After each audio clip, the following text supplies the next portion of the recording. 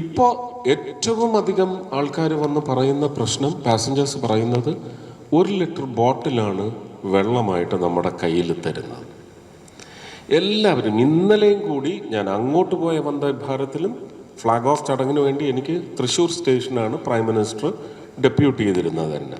അങ്ങോട്ട് പോകുമ്പോഴും ഇങ്ങോട്ട് വന്നപ്പോഴും എനിക്ക് കിട്ടിയ കുപ്പി 1 ലിറ്റർ വെള്ളമായിരുന്നു. നമുക്ക് ഈ പ്ലാസ്റ്റിക്കിൻ്റെ ഒരു അബാൻഡനിങ് എന്ന് പറയുന്ന ലെവലിലേക്കാണ് പ്ലാസ്റ്റിക്കിൻ്റെ സമൂഹത്തിലേക്കുള്ള ഇൻ്റർവെൻഷൻ അല്ലെങ്കിൽ ഇൻട്രൂഷൻ ക്രമാതീതമായി വർദ്ധിച്ചിരിക്കുകയാണ്. അതിൻ്റെ പശ്ചാത്തലത്തിനാണ് പാർട്ടിക്കിൾസിൻ്റെ ഒരു ക്വാണ്ടം നമ്പർ കുറയ്ക്കാൻ വേണ്ടി 1 ലിറ്ററിൽ കുറഞ്ഞ വാട്ടർ കപ്പാസിറ്റിയുള്ള പ്ലാസ്റ്റിക് ബോട്ടിൽസിൻ്റെ നിർമ്മാണം അവസാനിപ്പിക്കാൻ വേണ്ടി, പ്ലാസ്റ്റിക് ഇറാഡിക്കേഷന് വേണ്ടി തന്നെയാണ്.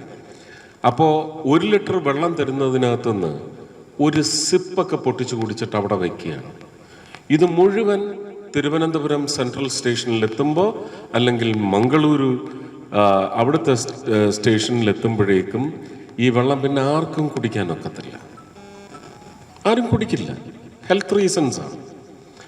അപ്പോൾ അതുകൊണ്ട് ഞാൻ കഴിഞ്ഞ ഒരു 5 or 6 ട്രിപ്പായിട്ട് ഈ പ്രശ്നം മനസ്സിലാക്കിയിരുന്നത് കൊണ്ട് അങ്ങനെ റെയിൽവേ ജോലിക്കാർക്ക് ആ ഭാരം അടിച്ചേൽപ്പിക്കാൻ തയ്യാറാകാത്തതിൻ്റെ പശ്ചാത്തലത്തിൽ ഉപയോഗിച്ച് വെള്ളം അവശേഷിക്കുന്ന ബോട്ടിൽ ഞാൻ എൻ്റെ വീട്ടിലേക്ക് കൊണ്ടുപോവുകയാണ് ചെയ്യുന്നത്. അത് കുടിച്ച് തീർക്കും എന്ന് ഉറപ്പ് വരുത്തുകയും ചെയ്യും.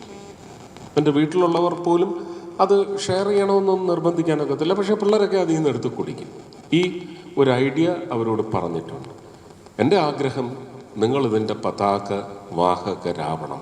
ഇന്ന് നിങ്ങൾ ആദ്യമായിട്ട് എടുക്കുന്ന ഓത്ത്, വെള്ളം പാഴാക്കുന്ന ഒരു തുള്ളി വെള്ളം പോലും, ഇപ്പം ഞാൻ അവിടെ ഇരുന്ന് ആ ഗ്ലാസ്സിലുണ്ടായിരുന്ന വെള്ളം 2 സിപ്പ് എടുത്ത് ഞാൻ ബാക്കി അവിടെ വേറെ ആരെങ്കിലും കുടിക്കാൻ വേണ്ടി വെച്ചിട്ടില്ല. ഇത് ഞാൻ എൻ്റെ വീട്ടിൽ കഴിഞ്ഞ 3-4 വർഷമായിട്ട് നിഷ്കർഷിക്കുന്നുണ്ട്.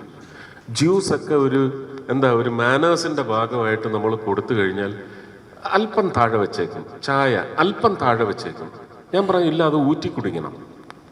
ഇതിവിടെ ബാക്കി നിങ്ങൾ കുടിച്ചിട്ട് വെച്ച് പോയത് കുടിക്കാൻ ഇവിടെ വേറെ ആളില്ല.